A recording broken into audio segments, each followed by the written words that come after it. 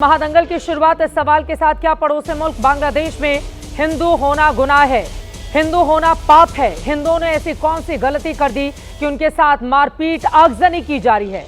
बांग्लादेश में हिंदू सुरक्षित क्यों नहीं है? आज इसी सवाल पर चर्चा करने वाले हैं।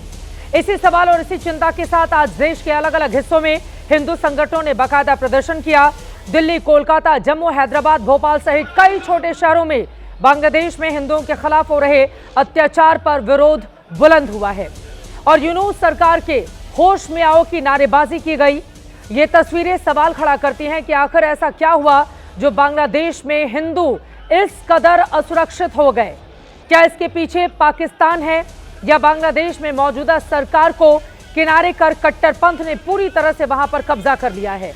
अभी हाल ही में बांग्लादेश में एक हिंदू युवक दीपू चंद्र दास की पीट कर हत्या कर दी।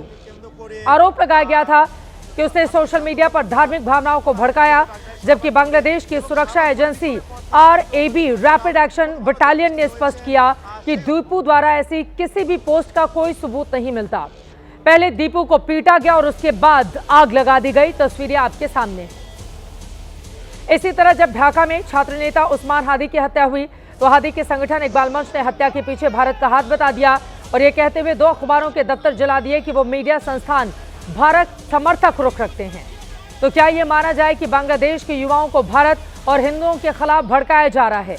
और अगर हाँ, तो इसके पीछे कौन कौन से चेहरे हैं?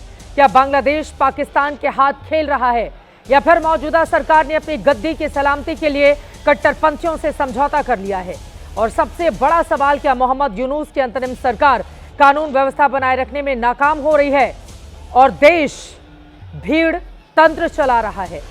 कई ऐसे सवाल हैं जिसको लेकर करेंगे बड़ी चर्चा, लेकिन पहले इस मुद्दे पर जो बयान सामने आया है वो सुनिए।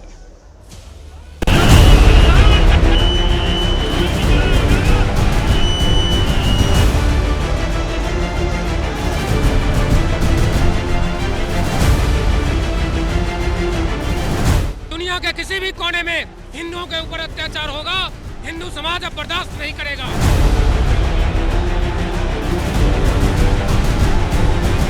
हर जगह जो अत्याचार हो रहा है, हर देश में हो रहा है, हिंदुओं के साथ हिंदू होना कोई गुनाह नहीं है, इसलिए ये सब बंद होना चाहिए।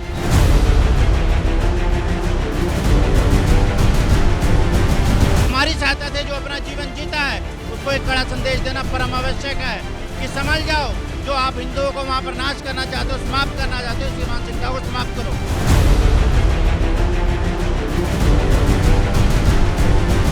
अपनी भारत सरकार से अपील करते हैं कि अगर बांग्लादेश में हिंदू सुरक्षित नहीं है तो मेरे देश भारत से बांग्लादेशियों को निकाला जाए।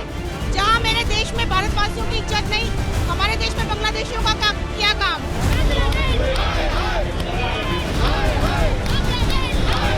अगर कुछ दिनों के अंदर हिंदुओं पे हमले नहीं ठके तो बजरंग दल, दिल्ली का बजरंग दल का कार्यकर्ता जो अवैध घुसपैठिए हैं, अवैध बांग्लादेशी हैं, उनको हम निकालकर बाहर करेंगे।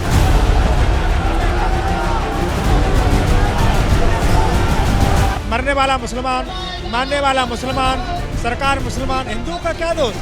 आज हिंदू हाँ परेशान हैं, अपने घर में पीड़ित हैं, घरों में आग लगाई जा रही।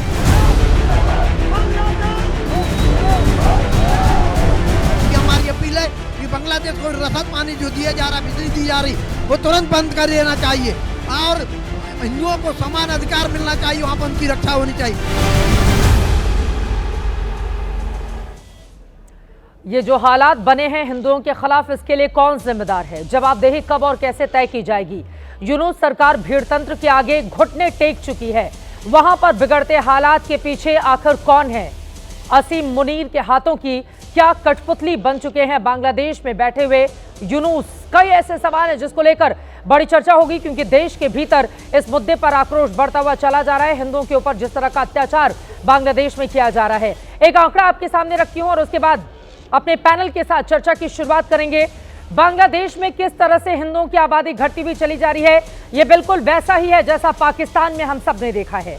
1974 में 13.5% वहां पर हिंदू थे, 1981 में 12.1% हुए, 1991 में 10.5%, 2001 में 9.3%, 2011 आते आते 8.5% और 2022 में 7.95%, 2025 का आंकड़ा अगर आप देखेंगे, ये जो घटती हुई तादाद है ये यही बताएगी कि तकरीबन 5% के आसपास हो सकता है 2025 में हिंदुओं की आबादी बांग्लादेश में हो।